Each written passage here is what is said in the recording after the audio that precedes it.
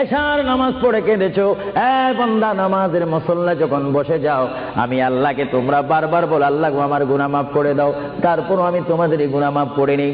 তারপরও তোমরা নিশি রাত্রে মানুষ যখন ঘুমে যায়, তোমার বিবি যখন ঘুম যায়, তোমার ছেলে যখন ঘুম যায়, তুমি নিশি রাত্রে ঠান্ডা পানি দিয়ে ওযু বানিয়ে নামাজের মুসল্লায় বসে তুমি আবার যখন ডাক দাও, রব্বুল আলামিন পৃথিবীর কোনো মানুষ আমার গুনাহ সম্পর্কে জানে না, তুমি আমার গুনাহ সম্পর্কে জানো। আমি এমন গুনাহ করেছি আমার বিবি জানে না, বিবি গুনাহ করেছে আমি জানি না। আল্লাহ তুমি সব কিচ্ছু জানো, হে আমার প্রভু তুমি আমাকে মাফ করে দাও। আমার আল্লাহ বলে তারপরও যদি তোমাদেরকে আমি মাফ না করি, তারপরও বান্দা তোমরা আমার রহমতের দরজা থেকে ফিরে যাইও না।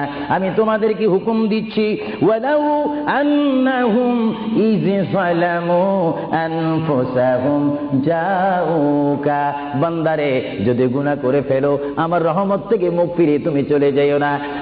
বান্দা আকাশ পরিমাণ যদি গুনাহ করো, পাতাল পরিমাণ যদি গুনাহ করো, সাগরের পানি পরিমাণ যদি গুনাহ করো, পাহাড় তুলনায় যদি তুমি গুনাহ করো, আমার দরবার থেকে তুমি নিরাশ হইও না।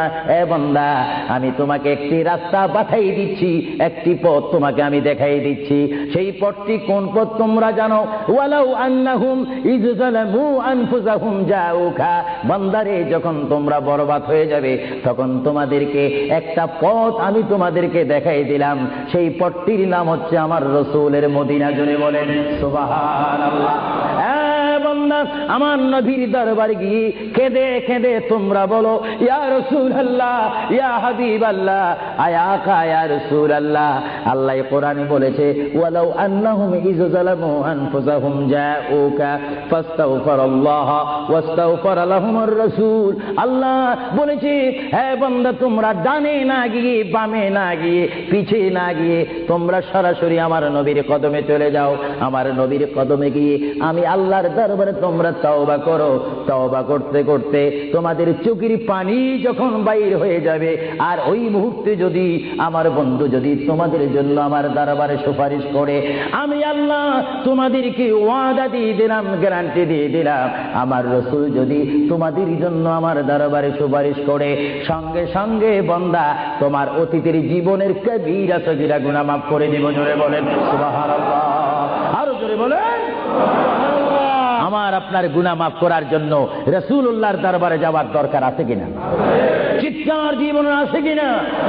এটা কোরআনের অপব্যাখ্যা নয়, কোরআন শরীফের আয়াত। ওয়ালাউ আন্নাহুম ইয যালামু আনফুসাহুম জাউকা, যারা তাফসীর পড়েছেন, তাফসীর জালালাইন পড়েছেন, টাইটেল পড়েছেন, বুখারী পড়েছেন, মুসলিম পড়েছেন, ইবনে মাজাহ পড়েছেন, সিয়াসিত্তা পড়েছেন, হাদিস পড়েছেন, ইজমা পড়েছেন, কিয়াস মেনেছেন, উসুল মেনেছেন, বালাগাত মেনেছেন, মুনতিক মেনেছেন, শরীয়ত বুঝেছেন, তরিকত বুঝেছেন, হাকিকত বুঝেছেন, ইলমে লুদুনি পেয়েছেন, ইলমে তাসাউফ মেনেছেন, তারা অবশ্যই স্বীকার করবে মানুষের একমাত্র মুক্তির স্থান, পরিত্রাণের স্থান, আসলের স্থান, নাজাতের স্থান, আল্লাহ পাওয়ার স্থান মুহাম্মদুর রাসূলুল্লাহ কদম মুবারক। চিৎকার দিয়ে বলেন সুবহানাল্লাহ।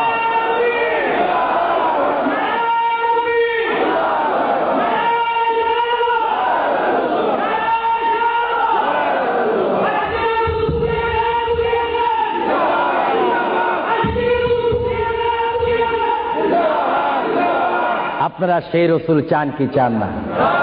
অবশ্যই চাইবেন, না চাইলেও চাইবেন। কেন চান নেই? অবশ্যই আফসোস করবেন। কারণ পৃথিবীতে সন্তান রয়েছে, বিবির জন্য স্বামী রয়েছে, স্বামীর জন্য বিবি রয়েছে, সন্তানের পাশে মা রয়েছে, মায়ের পাশে সন্তান রয়েছে। এটার নাম দুনিয়া। আর দুনিয়া ও মাজরাতুল আখিরা। কিন্তু এই দুনিয়া যেই দিন জীবনের সমাপ্তি বিদায় ঘন্টা বেজে যাবে, সেই দিন সন্তান ইচ্ছা করে মায়ের পা ছেড়ে দিবে, পিতা তার মায়ের সামনে থেকে চলে যাবে, এমনি ভাবে সবাই বিচ্ছিন্ন হয়ে যাবে, সব চলে যাবে। একমাত্র সাথী হবে, আপন হবে, বন্ধু হবে, কবরের সঙ্গী হবে। সবাই বলেন মুহাম্মাদুর। আরো জোরে বলেন না মুহাম্মাদুর। আপনারা সেই রাসূল চান কি চান না? সেই রাসূলের চরিত্রের মধ্যে উম্মতের রক্ষা পাওয়ার গ্যারান্টি আছে কিনা? একটু দুরূদ শরীফ বলেন আল্লাহুম্মা